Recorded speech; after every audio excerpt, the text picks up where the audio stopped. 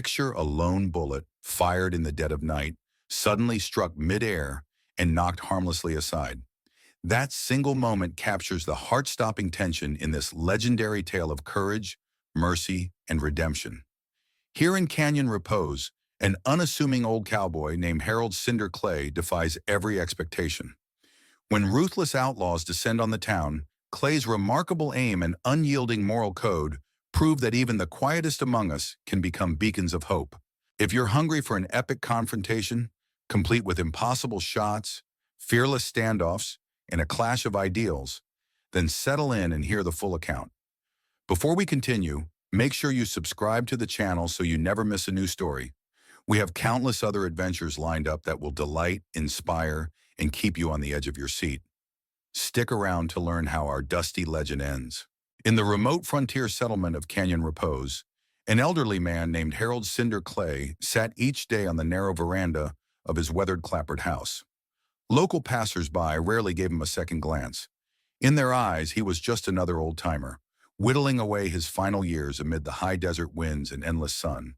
His wiry hair bore the pale silver of age, and his hands, though steady when he chose to grip a coffee mug or offer a wave, often trembled at rest. Those who noticed his shaking fingers assumed it was a result of too many winters or the remnants of a long-forgotten ailment.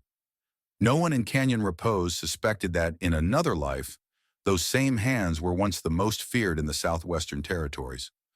A legendary marksman's hands that rarely missed their mark. But time has a way of easing a person into obscurity, and Cinder Clay chose that path willingly.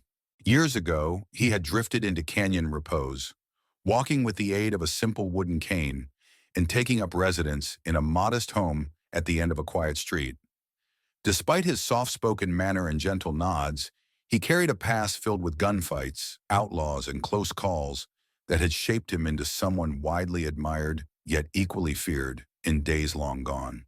Like clockwork, every Thursday afternoon he would venture down the rutted street to Jessamine Dorsey's saloon to eat a bowl of stew, always stew, never whiskey, and then head back home before sunset. It was this curious routine, more than anything else, that made the townspeople of Canyon Repose wonder about him. Why stew but never a drop of liquor? Folks might occasionally nudge each other and share speculation. Perhaps he had a bad experience with whiskey, or possibly a doctor had warned him off strong drink. Only Cinder and Jessamine really knew the truth. An unspoken arrangement had developed between them from the moment he arrived 5 years prior. Jessamine had seen hints of the old paper clippings he kept folded in the worn pages of a second-hand Bible, though she never pried. Whatever he had done in the past, he clearly wanted it left behind. In his earlier days, back when the southwestern territories were far wilder, Clay had gone by another name, Eagle Eye Clay, a nod to his uncanny accuracy with any firearm. He had ridden with lawmen, confronted gangs that terrorized homesteaders, and participated in more than one territorial cleanup operation. Yet at some point, he vanished. The stories faded. When Canyon Repose's children visited his porch, he'd pass them a few pieces of hard candy, discussing how to predict desert weather by the shape of clouds, or which prickly plants were safe to chew for water in a pinch. But never once did he brag or mention a single shootout from his past. In this quiet, dusty town, stories about the old man were speculative at best. Nobody asked many questions, and he seemed at peace with that. However, one unremarkable morning, a group of troublemakers drifted into Canyon Repose. 3 men with a penchant for stirring the pot and a readiness to test whatever boundaries the law set. They were led by a swaggering loudmouth named Byron Rattler Carver, who believed respect was best earned through fear. Accompanying him was his right-hand enforcer, Ansel Pritchard, and a wet-behind-the-ears recruit named Terrell Gibson, eager to prove he was made of tougher stuff than most. None of them suspected that the gray-haired man on the porch, with the faintly quivering hands, was the same legend they might have heard about in saloons far and wide, if only they had pieced together the right scraps of rumor. Even Sheriff Alonzo Pratt, who knew a fragment of the truth, often wondered if he was the only soul in Canyon Repose who recognized Harold Clay's quiet posture for what it was, the stance of a wolf wearing sheep's clothing, hoping no one would make him bare his teeth again. But fate has its designs. Sometimes men looking for easy targets unwittingly walk into the crosshairs of living legends. And on that fateful Tuesday, Carver and his men stopped in front of Clay's porch, itching to pick a fight that would awaken a past best left undisturbed. That Tuesday dawned with unrelenting heat, the desert sun shining fiercely on Canyon Repose. Already it promised to be the kind of day that demanded broad-brimmed hats and plenty of water, though the wind carried a hint of grit. Harold Cinder Clay was in his usual place, rocking gently in his chair, when Byron Carver and his two companions ambled down the main thoroughfare. Their voices rang out with crude banter, echoing off the plank walls of the shuttered stores. The trio sauntered as if the whole town was a stage built for their performance. Carver's eyes locked onto Clay like a cat spying a cornered mouse, suspecting an easy mark. His boots, decorated with silver spurs that seemed far too flashy for real ranch work, scattered dust as he approached. Carver's right hand slid casually along the butt of his revolver, a movement that might look idle, but was designed to intimidate anyone looking on. Yet Clay remained unblinking, rocking slowly, never shifting his posture. Carver spat a brown stream of tobacco juice near Clay's feet. "Old-timer, don't you have more important work than occupying this porch all day? Why, I bet folks around here pay you just to keep the seat warm, is that it?" Ansel Pritchard let out a sneering laugh, while Terrell Gibson cracked his knuckles, showing off the tension building in his shoulders. Clay simply regarded them with an unwavering calm. His hands resting gently on the arms of his rocker displayed the slightest quiver that morning, but he uttered no reply. "Maybe he's deaf," Pritchard taunted, stepping closer to the porch. "You heard the boss talking at you, didn't you, Gramps?" Clay's gaze flicked over each man, taking in telling details. Carver's holster hanging fractionally lower on his right side, the scuff marks on Pritchard's boots indicating he might have a slight limp, and the nervous tapping of Terrell Gibson's fingers on his belt buckle. These subtle observations had once kept Clay alive in situations deadlier than a trio of dusty ruffians. Yet for now he remained motionless except for the gentle sway of his rocking chair. From across the street, Sheriff Alonzo Pratt watched the scene with caution. The sheriff was a burly man in his 50s, his brown hair streaked with gray. He had come to Canyon Repose after a life spent in rougher outposts, and rumor had it he had recognized Harold Clay from old wanted posters that weren't about Clay himself but about men Clay had once brought down.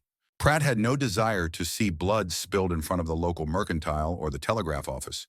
He also suspected that, if pushed, Clay would handle these three more efficiently than any deputy could. Still, a sheriff had obligations: to keep the peace and to prevent trouble from spinning out of control. He rested a hand on the worn handle of his revolver, deciding whether to intervene.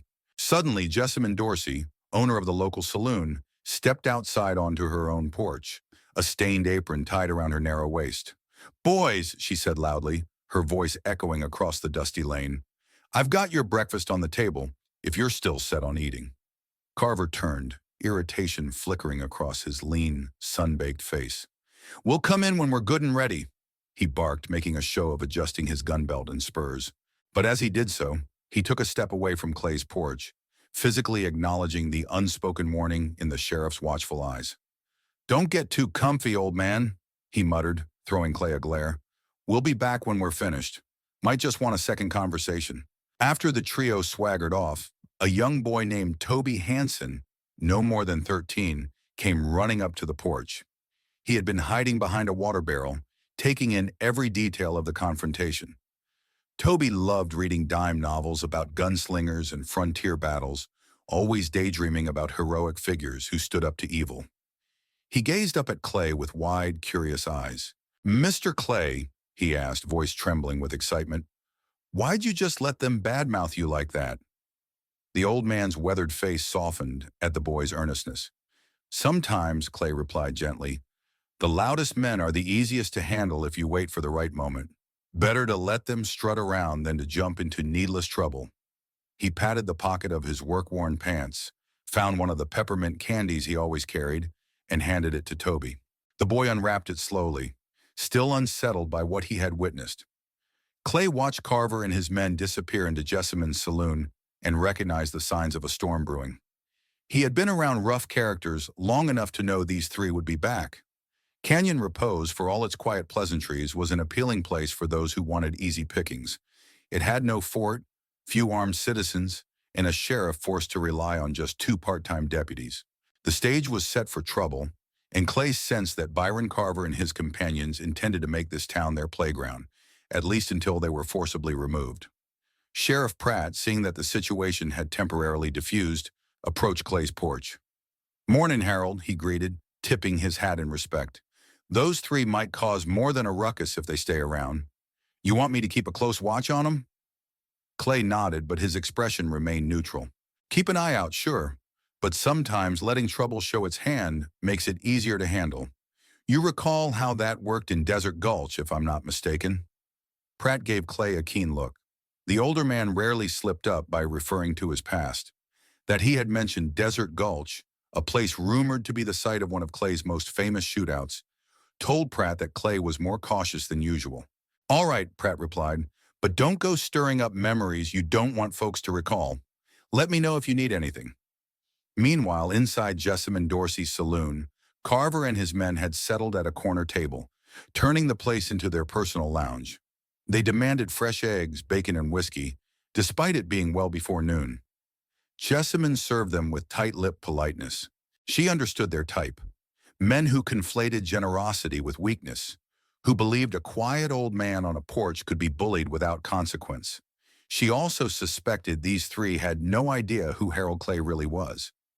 She'd seen the old clippings in Clay's folded Bible and recognized the imposing figure he must have once been. If forced, she believed, he would show them how outmatched they truly were. At that moment, Toby Hansen returned to help Jessamine carry an extra tray of drinks. He slipped a glance at Carver, who was bragging about some exploit or other. Toby's young mind was already spinning with worry, but also a kind of excitement. Was Clay a hero waiting to emerge from retirement, the way Toby often read in his dime novels? If so, Toby couldn't wait to see that happen, though he realized real-life violence was far from the safe, thrilling fantasy printed on cheap pulp pages. Reality brought blood, fear, and consequences. Jessamine shot Toby a stern look, silently urging him to steer clear of trouble. The boy set down the tray and hurried to the far side of the room to bus another table, but kept one ear open to Carver's idle threats and outlandish boasts. By the next morning, talk of Carver's presence had spread through Canyon Repose like wildfire. Merchants at the general store exchanged anxious glances, and a few older residents recalled times when small gangs had effectively taken over entire towns. Already, Carver's group had broken a few windows, filched items from the hardware store, and threatened the local smith. Despite the mounting tension, Harold Clay adhered to his Thursday routine, rising with the sun, pocketing a handful of peppermint candies, and walking the short stretch down the dusty main road to Jessamine's saloon for his customary bowl of stew. Some who saw him that day noticed that, although he walked with his cane, his posture appeared especially upright, as if the old man had somehow shed a few decades overnight. When he arrived, the saloon's interior was quieter than usual. The typical rowdy card games were replaced by hushed conversations and worried stares. Jessamine was behind the bar, serving coffee to two regulars, both of whom looked like they'd prefer to be anywhere else. In the corner, Toby Hansen was quietly sweeping the floor, his bright eyes darting to Clay the moment he entered. The boy seemed relieved to see him, as if Clay's presence alone conferred some measure of safety. Carver, of course, was still in town. He and his men lounged at another table, passing a bottle among themselves. Their expressions were sour, likely from a losing streak at poker the night before. They caught sight of Clay walking in, and Carver's lip curled. "Mr. Cinder, come for your milk, have you?" he mocked, swirling the whiskey in his glass. Clay said nothing, striding over to his usual spot at the bar. Jessamine set a steaming bowl in front of him. He inclined his head in a quiet thanks. For a few tense seconds, the entire saloon seemed to hold its breath. But Byron Rattler Carver was not one to leave well enough alone. He pushed back his chair with a scrape, stood, and slowly advanced. "You got no problem ignoring a man who's talking to you, old fella?" Jessamine made a move to intercede, but Clay lifted one steady hand, stopping her. With the other, he spooned stew, blowing gently on it before taking a bite. The utter calm of the gesture made the hairs on the back of Toby Hansen's neck stand up. "Where I come from," Clay said quietly, voice carrying that soft rasp of age. Respect isn't demanded, it's earned. Carver's face twisted, unfamiliar with the notion that an elderly man who looked frail might refuse to cower. "You think you got a right to talk about respect?" he spat. "Look around. This place belongs to me and my boys now. We can make or break anyone here, so keep your tongue in line." His eyes flicked to Jessamine, and Toby stiffened, fully expecting Carver to direct a threat at her. Yet Clay simply finished a mouthful of stew, set down his spoon, and tilted his head as if examining Carver for the first time. "Son, if this is your version of respect," he remarked evenly, "you'll find out soon enough how poorly it serves you." The old man's voice never rose in volume, but there was something about it, an undercurrent of finality, that made Carver pause for a brief instant. That moment was enough for Jessamine to step forward, her apron in hand. "All right, that's enough," she said, though her tone was laced with genuine concern for Clay's safety. "You finish your breakfast or take it outside." Carver regarded her through narrowed eyes but eventually turned back to his table, grumbling under his breath. A thin tension settled over the saloon. Sheriff Pratt had been standing by the door, and although he said nothing, his gaze shifted from Carver's retreating figure to Clay. The sheriff was aware, more than anyone, that the old man was on the verge of revealing a different side of himself, one that the sheriff suspected was far more lethal than any half-drunken bully. Still, Pratt hoped it wouldn't come to that. He'd seen enough violent showdowns in his day to know that once lead started flying, it rarely stopped until lives were taken. Quietly, he tipped his hat at Clay, then stepped out to patrol the streets, ever watchful for more trouble that might be brewing. Over the next few days, Carver and his two henchmen entrenched themselves in Canyon Repose, claiming empty rooms above the saloon and demanding that Jessamine keep their bottles flowing. The once friendly establishment became the hub of their boisterous gatherings. Frequent customers began avoiding the place, and travelers passing through sensed the hostile atmosphere and moved on quickly, making only the shortest of stops. Sheriff Pratt struggled to maintain order with his limited manpower. He posted Deputy Noah Beltran and Deputy Janus Moore to keep watch, but the pair were young, inexperienced, and clearly intimidated by Carver's brazen swagger. Toby Hansen, terrified yet fascinated, observed from the sidelines.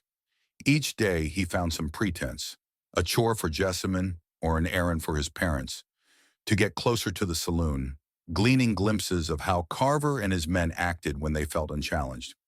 He also noted how Harold Clay maintained his routine. The old man still ambled down to the saloon each Thursday, but Toby started seeing subtle changes in Clay's demeanor. The way he no longer walked with his cane as heavily, or how, despite the usual quiver in his hands, the tremors would vanish whenever those hands touched anything requiring precision.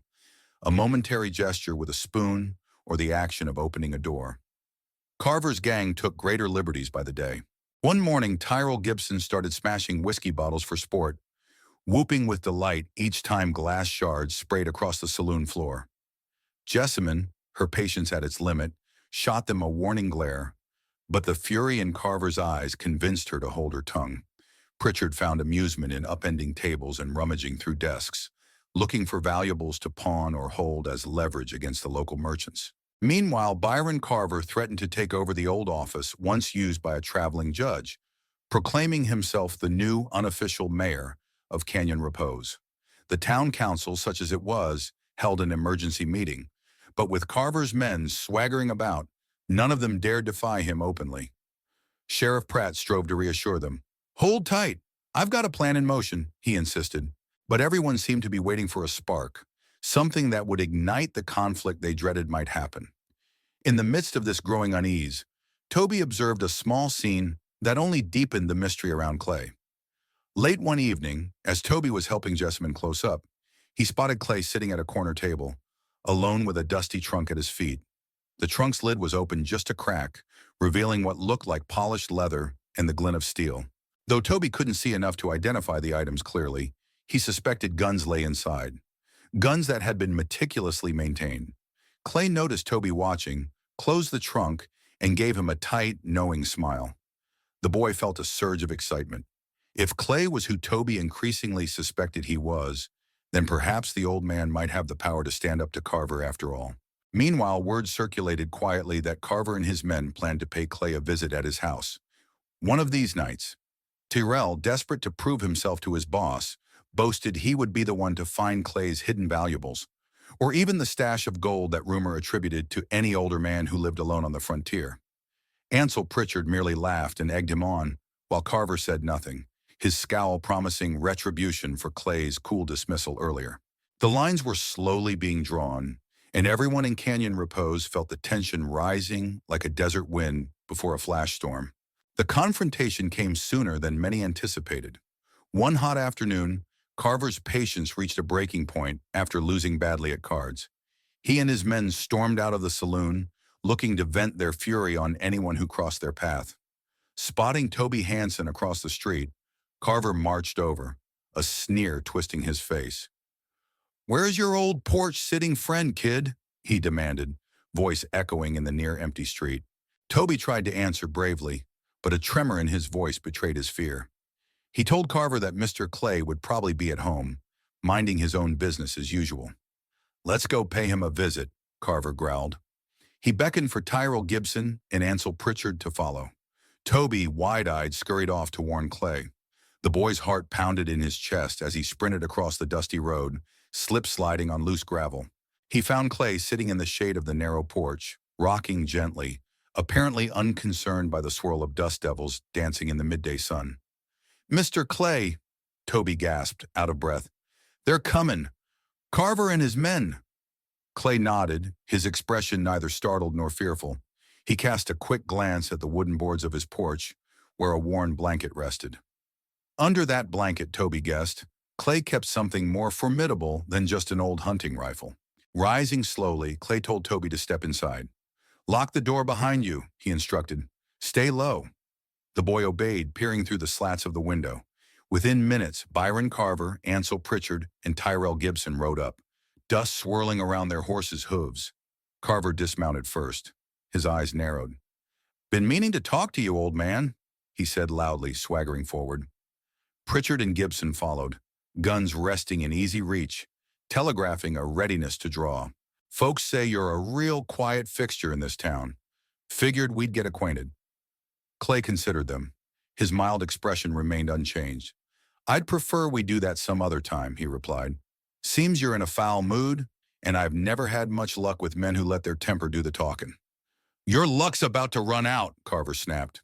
"You got valuables in there?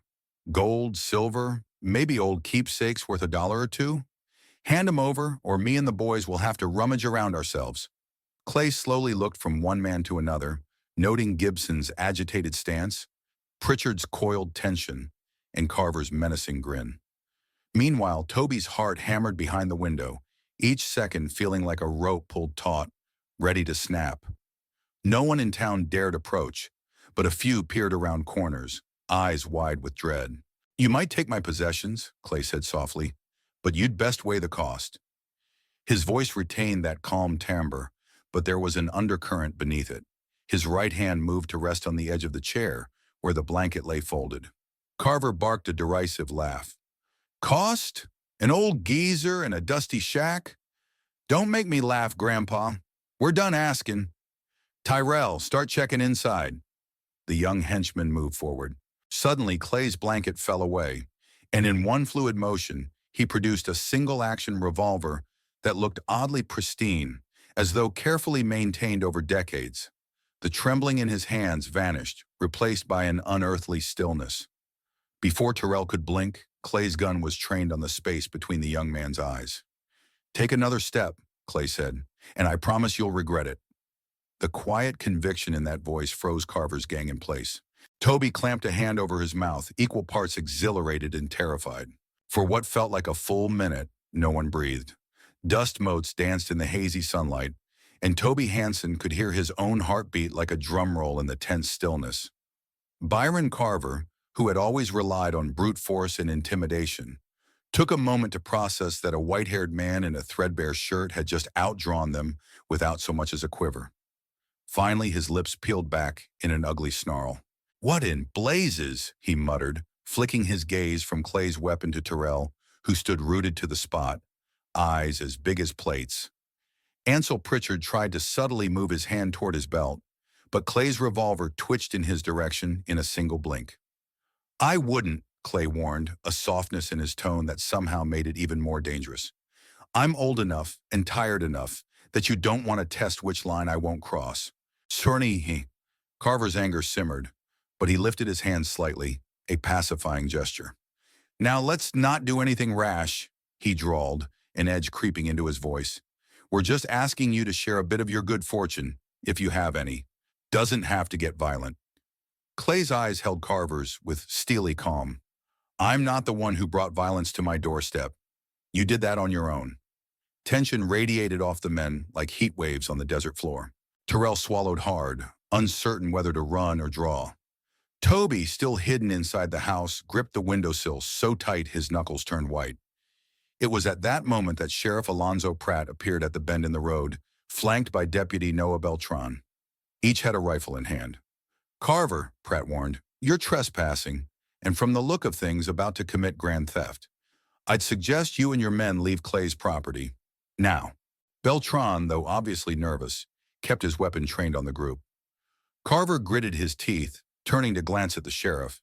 He didn't like the odds. Clay behind him with a drawn gun, Pratt and Beltran in front. Even Ansel Pritchard and Tyrell Gibson wouldn't be fool enough to start a firefight from this angle. "All right," Carver hissed, lowering his arms. "But this ain't over. Not by a long shot. Old man, you'll regret this." Clay said nothing, carefully easing the hammer of his revolver back to a safe position. Toby could see the measured way Clay handled the gun, a sign of mastery that belied his otherwise gentle manner. With forced bravado, Carver and his gang mounted their horses and retreated down the street, leaving a swirl of unsettled dust behind them. Sheriff Pratt approached as Clay holstered his weapon, slipping it back under the blanket. "You okay, Harold?" Pratt asked, scanning the porch for damage. Clay nodded once. "Thanks for showing up. I reckon if you'd been a minute later, I'd have had to do something I've tried to avoid for years." Toby, hearing that the danger was gone, stepped outside, eyes shining with relief and a strange admiration. Clay put a reassuring hand on the boy's shoulder. "You all right?" Toby nodded vigorously, though his pulse still raced. Pratt stepped off the porch, glancing down the road where Carver had disappeared. "We'll keep watch, but I've got a feeling this will only make them more determined. Men like Carver don't take kindly to being made fools of. You should brace yourself for more trouble." Clay's gaze slipped to the horizon, where the sun was already starting its slow descent, painting the edges of the sky in oranges and pinks. "I expect you're right," he murmured. Turning to Toby, he added, "Head home, son. It's going to be a restless night in Canyon Repose." Restless was an understatement. News of Clay's display of skill spread through town like brushfire. People who had casually dismissed the old man's presence on the porch began questioning who he might really be, especially after hearing how he had drawn faster than men half his age. A few longtime residents recalled whispered tales of an Arizona Ranger known as Eagle Eye Clay, rumored to have taken down more outlaws than most small-town lawmen combined. Could Harold Cinder Clay be that same figure, living in quiet retirement here at the edge of nowhere? Sheriff Pratt, for his part, wrestled with how best to protect the town. He knew Carver was likely enraged after being humiliated in front of his own men. Together with Deputy Beltran and Deputy Moore, the sheriff patrolled Main Street through the night, keeping an eye on Carver's hangouts. Meanwhile, Toby Hansen found it impossible to sleep. He lay awake, mind buzzing with recollections of how swiftly Clay had taken control of the situation. He thought of the dime novel heroes he'd idolized, the ones who roamed the frontier, bringing justice wherever they went. Yet in every story Toby had read, the hero was loud about his prowess. Clay was quiet and incredibly skilled. Not surprisingly, Carver's next move came under the cover of darkness. Well, after midnight, 3 silhouettes crept through the back alley behind Jessamine Dorsey's saloon. One figure carefully tested the locked door of the general store, while another scurried toward Clay's property with a small barrel of kerosene. They intended to burn the old man out. No more face-to-face threats, no more risky confrontations. Just a blaze in the night that would smoke him out or leave him charred if he didn't come out quickly enough. What they hadn't counted on were 2 significant factors. First, Toby Hansen, sleepless and restless, had positioned himself in a second-floor room of the saloon, peering through a high window that overlooked much of Canyon Repose. Second, Harold Clay was no stranger to such tactics. He had once told Jessamine how, during his ranger days, he'd often anticipate that outlaws might try to burn down whichever safe house or hotel he occupied. As a result, he'd learned to place barrels of water around the perimeter of his home. Sure enough, when Toby noticed the faint glow of a match in the alley behind Clay's place, the boy sprang into action, hollering into the street at the top of his lungs. Clay was already alert, sitting by his front window with a shotgun on his lap. Hearing Toby's shout, he grabbed a bucket of water and rushed onto his back porch, catching two of Carver's men red-handed as they tried to light an oil-soaked rag. A single warning shot from Clay's shotgun made them scatter like spooked rabbits, dropping the kerosene barrel where it clanged noisily on the dusty ground. Down the street, one of Carver's men started firing in Clay's direction, bullets slicing the darkness but finding no target. Toby's shouts roused Jessamine, who seized her own shotgun from under the bar. She fired a deafening blast into the air, more signal than danger, letting the intruders know the town was alert. The commotion drew the sheriff and deputies within minutes. They arrived to find a confused scuffle of gunfire, curses and shadows slipping between buildings. A few more shots tore through the night, but the attackers quickly realized they were outmaneuvered. Clay's vantage point allowed him to pick out their positions as deftly as if it were broad daylight. Sheriff Pratt and Deputy Beltran managed to corner one of the fleeing men near the livery stable, forcing him to surrender. The others escaped into the darkness. Yet the message was clear. Carver was done playing polite. The next confrontation would likely be in broad daylight, and it wouldn't end in a mere standoff. Morning broke with the smell of gunpowder still lingering in the cool air. A hush hung over Canyon Repose as townspeople picked through the damage of the night's attempted arson. The building had been saved, thanks to Clay's preparations and Toby's watchful eye. But the remnants of scattered ammunition, drenched rags, and broken windows told the story of a conflict nearing a boiling point. Jessamine Dorsey wiped her brow as she surveyed the battered saloon exterior. "I've never seen anything like it," she said quietly. "They're not just out for a quick robbery or intimidation. They want total control, maybe even revenge." In the jailhouse, Sheriff Pratt questioned the captured man, a squirrely fellow named Forrest Milner, who claimed he had joined Carver's crew only to earn some easy cash. "Didn't sign on to burn folks out of their home," he protested. "Carver threatened me when I said I wouldn't do it." Regardless, the sheriff locked him in a cell, letting him sweat for a while. Meanwhile, Pratt's deputy, Janus Moore, rode out to neighboring towns, hoping to recruit backup. Canyon Repose wasn't built for a full-scale showdown. It had no fortifications, little manpower, and a wide-open street. If Carver decided to march in with guns blazing, they wouldn't last long without reinforcement. Harold Clay spent most of the morning reinforcing his own property. He moved his rocking chair to the side, cleared furniture near windows, and added a few more buckets of water around the perimeter. This was a man who, in another era, had survived countless standoffs by careful planning rather than raw bravado. Each step was deliberate, each placement of a mirror or water pail reflecting knowledge gleaned over decades. Toby helped eagerly, carrying supplies and following Clay's instructions. "Why do you move that mirror like this?" Toby would ask, and Clay would answer with patience, explaining how angles provided vantage points without direct exposure.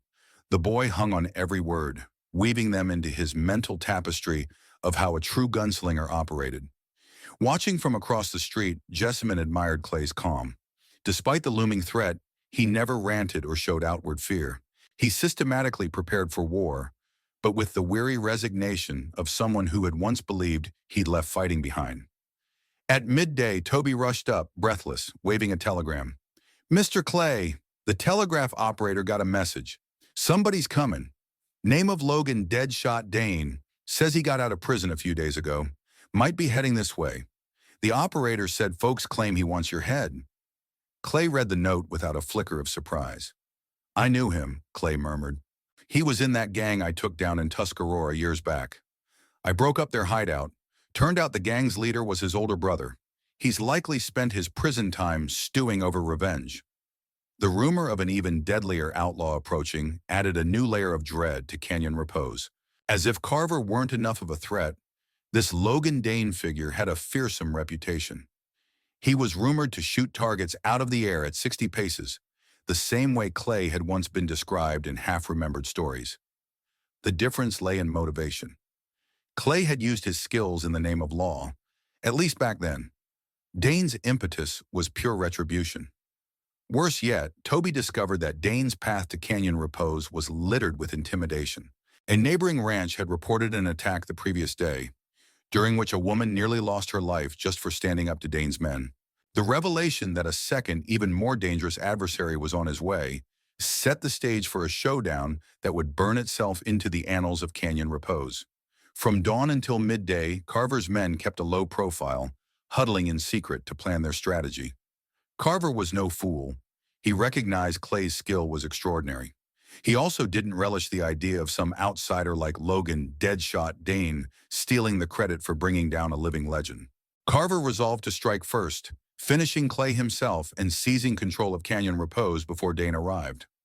Word had also spread to the surrounding settlements that Eagle Eye Clay had reappeared, and a handful of wandering gunmen drifted in to see whether the rumors were true. Men who might align themselves with Carver for a cut of the spoils, or simply watch from the sidelines, waiting to pick over whatever remained after the dust settled. Sheriff Pratt found himself in a precarious position. He had a single jail cell occupied by Forrest Milner, limited deputies, and a growing number of vigilante types who believed they could outdraw a legend. Deputy Moore managed to bring in 2 volunteers from a nearby homestead, farmers with rifles, but no real experience. Pratt posted them on the town's outskirts, hoping to at least sound an alarm if any large force approached. Inside the jailhouse, the captured Milner paled when he overheard talk of Deadshot Dane. "You don't understand," Milner said through the bars. "That fella once shot a coin out of a bartender's hand just to prove he was faster than Clay. You folks think Carver's bad news? Dane's far worse." As the sun settled toward the horizon, tension mounted. People cleared the streets early, retreating behind shuttered doors and boarded windows. Jessamine and Dorsey closed the saloon before dusk, handing Toby off to Clay so the boy would remain as safe as possible. Toby tried to hide his fear by focusing on Clay's instructions. They spent the early evening in Clay's yard, practicing advanced aiming techniques. Clay showed Toby how to spot slight shifts in an opponent's stance, like a foot pivot or a twitch in the fingers, that often telegraphed intent to draw. Toby marveled at the old man's knowledge. Even so, he worried, how could a single individual, no matter how skilled, fight off not just Carver's gang, but also a man like Dane, and whichever outlaws he brought along? A hush fell over Canyon Repose as darkness wrapped around the town. The moon cast elongated shadows and the wind carried the distant baying of coyotes. Sheriff Pratt and Deputy Beltran patrolled in tense silence, their boots crunching on gravel, rifles at the ready. Occasionally, they glimpsed movement in an alley or behind a stack of crates, but no open confrontation emerged. Then just after midnight, the first shots rang out, sharp cracks echoing off the wooden storefronts. A couple of Carver's men launched a diversionary attack at the livery stable, hoping to draw Pratt and Beltran away from Clay's house. Over by the feed store, another group started a small fire to get the townspeople into a panic. Clay had expected a 2-pronged strike. He remained in his dimly lit home, Toby by his side, a pair of pistols meticulously laid out on the table. Through tiny mirrors positioned along windows, he monitored the flickering flames near the feed store. Then on the far side of the yard, he spotted movement. 3 men creeping up, silhouetted by the faint glow. Carver, Pritchard, and Gibson? Likely so, given their stance. Toby's throat felt like sandpaper. "Mr. Clay," he whispered, "they're coming from all sides." Clay nodded, steady as a rock. "Hold your position, Toby. Remember what I showed you. Aim only if you must. We don't shoot to kill unless there's no other choice." Toby's eyes watered with tension, but he forced himself to keep calm. The next instant, the door rattled under an impact as one of the attackers tried to kick it in. Toby raised a small revolver Clay had loaned him, hands shaking so badly the barrel wavered. Clay placed a calming hand on the boy's shoulder, then moved to the door. 2 quick, precise shots through the wood made the doorframe splinter. Outside, they heard someone yelp in pain, then heavy footsteps scrambling away. Another blow struck a window in the rear, but the thick shutters Clay had installed held. Toby spotted motion in the side yard and fired once in warning, sending a bullet whistling overhead. The figure vanished into the darkness. Moments later, more gunshots rattled the night air, originating from the outskirts of town. Evidently, some of Carver's new allies had joined the fray. Then came a voice Toby had never heard before, booming from near the livery. "Eagle Eye Clay, it's been a long time." The accent was less local, more refined, but laced with menace. Clay stiffened. "That's Dane," he murmured to Toby. "He's arrived." In the brief lull between volleys, they heard another call. "I told Carver I'd handle you myself. You and I have unfinished business. Come out and face me, or I'll torch every building in this town until you do."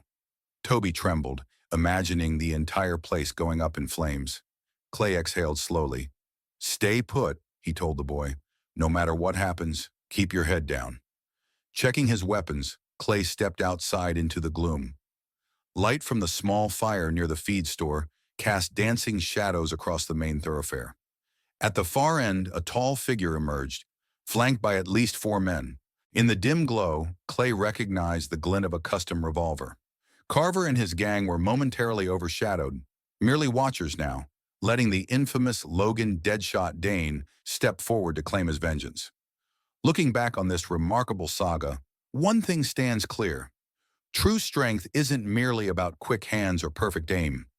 It's about the willingness to protect others, even those who might have wronged you, and to use your abilities in service of good rather than domination. Harold Cinder Clay's final stand demonstrated how mercy can outshine violence, creating a bond of unity in a frightened town and inspiring even former foes to change course. From my own viewpoint, the story highlights the power of hope when times seem darkest. Clay's past taught him that redemption is possible for anyone who dares to walk a better path. It reminds us that every act of kindness, every moment of wisdom, can sow seeds that grow into lasting peace. What do you think about Clay's philosophy of mercy? Do you believe people can truly change? Let us know in the comments and feel free to share your thoughts so we can continue this conversation together.